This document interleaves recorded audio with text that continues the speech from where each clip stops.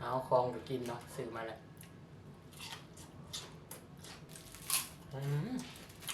โอ้อยากแหมเด้อตอดปาน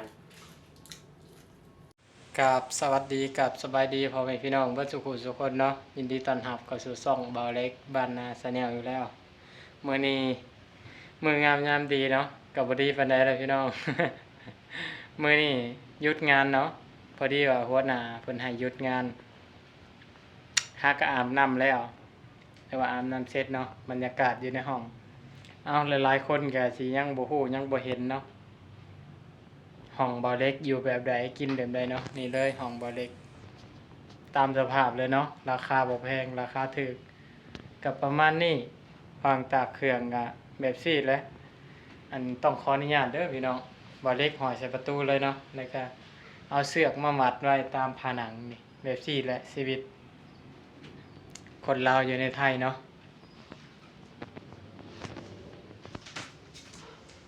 ชีวิตอยู่ป่าปูนแต่มันหมายความว่าในบ่ได้กับบ่ฮู้เนาะเห็นแต่เขาว่าไปใช้ชีวิตอยู่ป่าปูนเนาะก็คือสิแม่นของเขาแหละพี่น้องเพราะว่ามันมีแต่ตึกแต่หยังเนาะเขาเอิ้นว่าป่าปูนถ้าเป็นบ้านเฮามันจะเป็นทงไร่ทงนาถามว่ามันดีไปแล้วมันแตกต่างกันไปเนาะความดีบางคนกับพี่น้องพังไทยหลายๆคนกับมักเนาะมักบางคนก็มักอยู่ตามธรรมชาติเนาะมันสงบดีเลยพี่น้องมันเฮ็ดให้จิตใจเฮาสงบเนาะถ้าว่าเฮาเข้าใจชีวิตเนาะมาเฮาจะใช้ชีวิตง่ายขึ้นพี่น้องเอ้ยและเฮาพอใจในสิ่งที่มีเนาะเมื่อนี้บ่าวเล็กสิพาไปซื้อกับข้าว สิพาไปหล่อซื้อกับข้าวเนาะก็ไปซื้อบ่ไกลดอกหน้าปากซอยนี่แหละพี่น้องไปหาซื้อกันว่าสิได้หยังกินเนาะแต่ว่าเฮามาหาเงินเนาะมาหาใส่แฮงเนาะเฮาอันใดเฮาพอประหยัดได้เฮาก็ประหยัดเนาะเพราะว่าบ่อยากใช้ฟุ่มเฟือยนะคันสั้นเฮาสิบ่มีเงินเก็บเด้อพี่น้องไปหาซื้อกับข้าวกันว่าสิได้หยังกินเนาะแต่บ่เล็กจะซื้อกันนะแจ่วเพราะว่าบ่เล็กมักกินแจ่วเนาะจะซื้อแจ่วกับข้าวเหนียวไปเบิ่งนำกันพี่น้องบรรยากาศสิเป็นจังไดก็ฝากเป็นกำลังใจให้บ่เล็กนี่เด้อพี่น้องบ่เล็กก็บ่ได้ลงคลิปโดนเลยเนาะก็คิดฮอดพ่อแม่พี่น้องที่ยังคงติดตามและให้กำลังใจบ่เล็กและเข้ามาคอมเมนต์ตลอดเนาะแล้วก็ขอบใจหลายๆเนาะพี่น้องมื้อนี้ก็ต้องขออนุญาตเด้อพี่น้องบ่ว่าใส่เสื้อแดงเนาะเพราะว่าหลายๆคนก็พี่น้องทางไทยก็สิว่าบ่เล็กเป็นหยังคือบ่ใส่สูทดำซั่นนี่ก็บ่เล็กก็อยากใส่เนาะเพราะว่าสูทบ่เล็กบ่มีเนาะบ่เล็กบ่ค่อยมีเครื่องหลายแล้วก็สีดำก็บ่ค่อยมีสีดำซักพี่น้องเอ้ยเพิ่นเลยบ่ได้ใส่สีดำเพื่อเคารพถึงเนี่ยพระองค์ท่านเนาะเพิ่นก็ได้อันน่ะสวรรคตลงไปแหละพี่น้องถ้าถามว่าบ่เล็กนี่ฮักบ่ประเทศไทยบอกเลยว่าฮักเนาะแล้วก็มักถึงว่าบ่เล็กสิเป็นคนลาวก็ตามเนาะแต่ว่ารู้สึกนึกถึงบุญคุณพระองค์ท่านเนาะที่มีเมตตาต่อคนลาวเนาะพี่น้องชาวลาวที่มาทำงานในแผ่นดินไทยเนาะเพราะว่าเป็นประเทศที่ว่าใจดีเพิ่นก็ใจดีเด้พี่น้องลาวเฮาถึงว่าการศึกษาสิบ่มีเนาะบ่ได้เข้าโรงเรียนแต่ว่าเฮาก็ยังมาสามารถเข้ามาทำงานที่ประเทศไทยมาใช้แรงงานเนาะเพิ่นบ่ได้รังเกียจเลยว่าต้องเรียนจบจบหั้นจบนี่เนาะบ่จำเป็นเลยมีแต่ว่าเจ้ามาด้วยใจมาด้วยแรงเนาะแล้วก็คือความซื่อสัตย์เนาะสิ่งที่เพิ่นต้องการความมักส่ำนี้แหละคนลาวเฮาไปซื้อกับข้าวพี่น้องเว้าหลายเลย เว้าหลายเลยพี่น้องเอ้ยถ้าคำถ้าคำเว้าได้ที่บ่เล็กบ่ถูกบ่ต้องเนาะบ่เล็กก็ต้องขอโทษขออภัยพี่น้องมีบางคำก็อาจจะฮู้แหน่บ่ฮู้แหน่เนาะก็ฝากคอมเมนต์เด้อพี่น้องไปหาซื้อกับข้าวพี่น้องก็รู้สึกว่าอากาศดีพี่น้องเอ้ยคือจังฝนสิตกเนี่ยลมๆเนี่ยจังหน่อยทั้งบ้านเฮาเนาะทั้งสปป.ลาวก็คือสิลบหมอกเพิ่นก็เกี่ยวข้าวเลยพี่น้องเอ้ยช่วงนี้เกี่ยวข้าวเนาะงมปลาขอนก็คักเด้อยู่ทางฝั่งลาวนี่ม่วนได้พี่น้องบ่แม่นว่าบ่ม่วนได้แต่ว่ามันย้อนเศรษฐกิจเนาะ มันเฮ็ดให้คนเฮาใกล้บ้านใกล้ถิ่นใกล้ครอบครัวเนาะเพื่อมาสู่งานอยู่ป่าปูนหรือว่าอยู่เมืองใหญ่สู่ไปพี่น้องเอ้ยแต่ส่วนมากเนาะจะเป็นพี่น้องทั้งฝั่งไทยที่ว่ารับชมช่องเบาเล็กไปพี่น้องไปหาซื้อกับเขาวเนาะเดี๋ยวบ่ตอนหยังไปเบาเล็กสิบ่อนุญาตเบาเล็กสิบ่ถ่ายเนาะเขาใส่ชุดดำกันเต็มเลยแต่เบาเล็กใส่ชุดแดงเนาะเขาก็สิว่าอีกแล้วแต่บ่เป็นหยังเนาะพี่น้องเอาแล้วแต่คนสิมองแต่ว่าเห็นเขาใส่เต็มเลยแต่เบาเล็กใส่สีแดง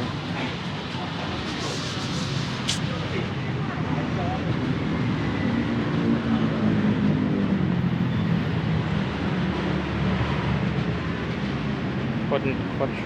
คนแนมแซวคนก็ใส่สีดำเต็มอยู่เลย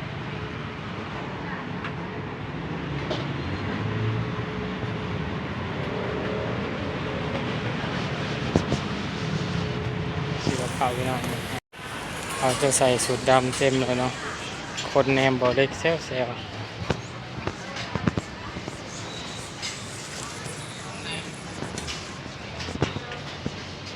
ช่วงนี้เพิ่นก็เป็นช่วงที่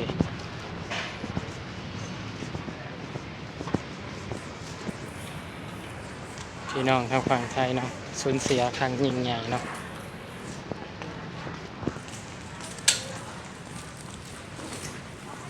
เพิ่นจะใส่สูทดำเถื่อระลึกถึงประพันธ์ปีหลวงเนาะเพิ่นได้สวรรคตไปแล้วเพิ่นจะใส่สูทดำเนาะแต่ว่าบอเล็กต้องขอโทษเนาะบอเล็กบ่ได้ใส่เนาะ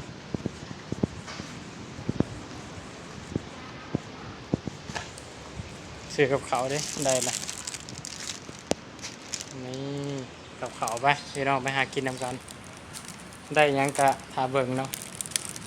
เบิด100 กว่าบาทเพื่อได้คันได้ซื้อแต่เบิดร้ายบ่ได้เกือบฮอด100นำเดิม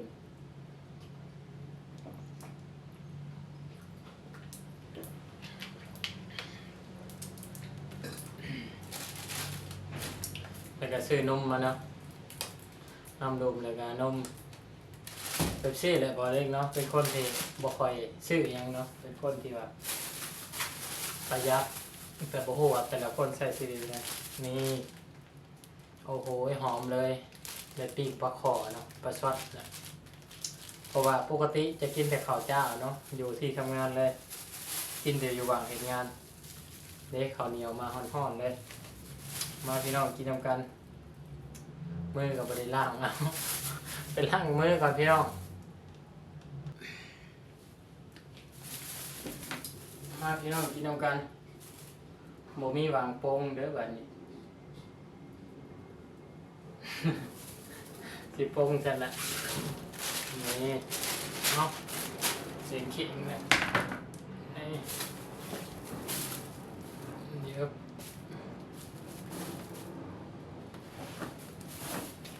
นี่เอาใส่เข่งนี่ละนี่ข้าวเหนียวกับเจียวบ่มีโต๊ะเนาะเอาอยู่ไปซี่แหละกินไปซี่แหละพี่น้องจังได้ละบาทนี่มาพี่น้องกินข้าวนำกันกับบอเล็กนี่กับเจียวแล้วก็ข้าวเหนียวเนาะแต่จะได้ปลาทอดเนาะมาพี่น้องกินนำกันเอาลงชัดตัวนี้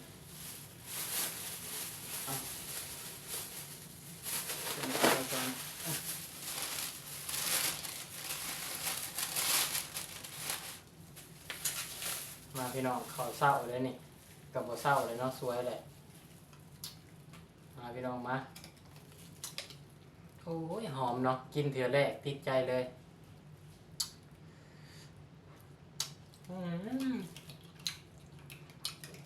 แซ่บครับเ คิดฮอดบ้านดิ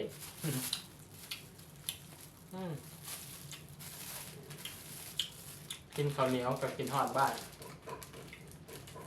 คนลาวไปอยู่ไซกับมุ่มข้าวเหนียวเอาลวกผักบุ้ง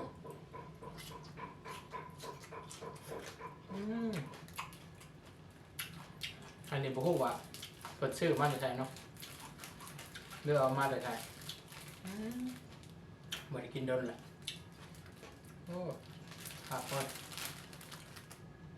บุ้งว่าเป็นเอามาแต่ใจเนาะผักบุ้งคลองบ่จักพี่น้องเอาคลองก็กินเนาะซื้อมาแล้ว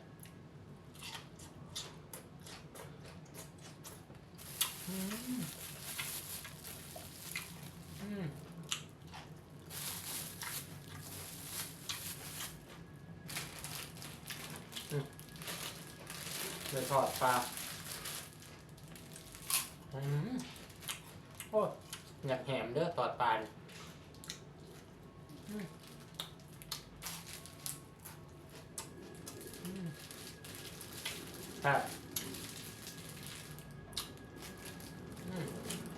3 อย่างนี่60 บาท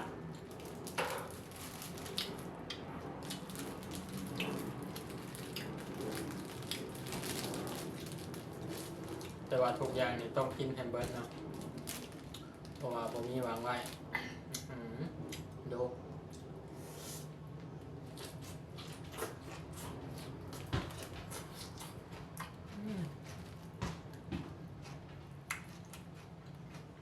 เนาะ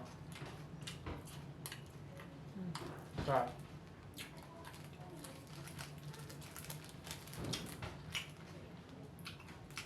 บริกินข้าวเหนียวเนาะโดนเติบมัน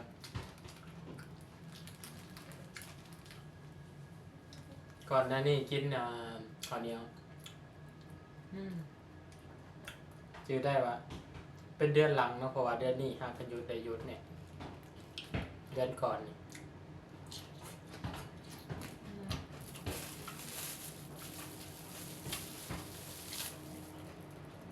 คลิปกับบริคอยถ่ายลงเนาะ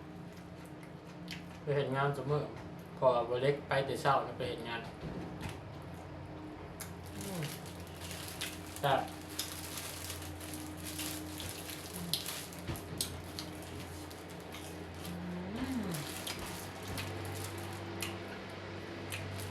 ครับ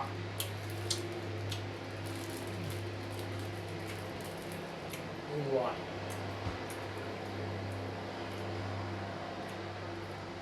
กินทำกันเด้อเนาะกินง่ายๆเนาะ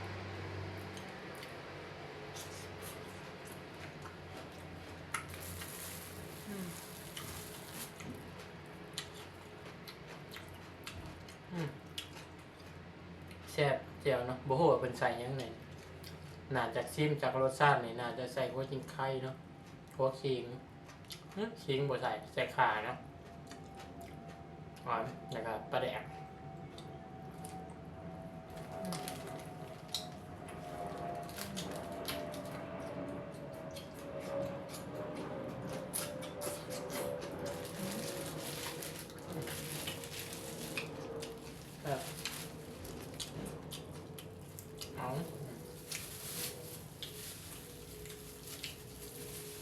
โอ้ข้าวเหนียวนี่เลยกักขนาด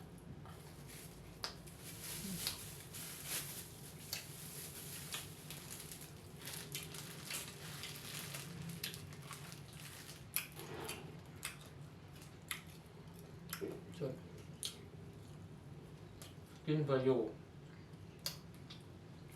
กับอยู่เพื่อกินมันต่างกันว่าพี่น้อง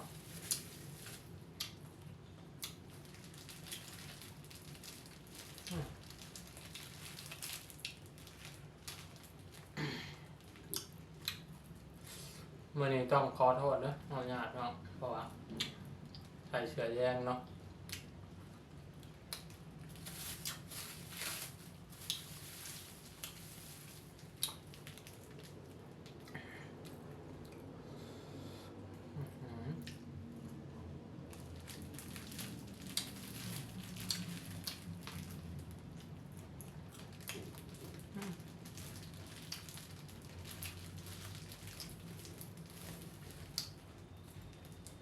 ปลาแดดเดียวน่าจะบ่แม่นปลาคอสิจะเป็นปลาดุกโอ้แซ่บว่ะกินเท่าแรกติดใจเลยพี่น้องติดใจเดียวไป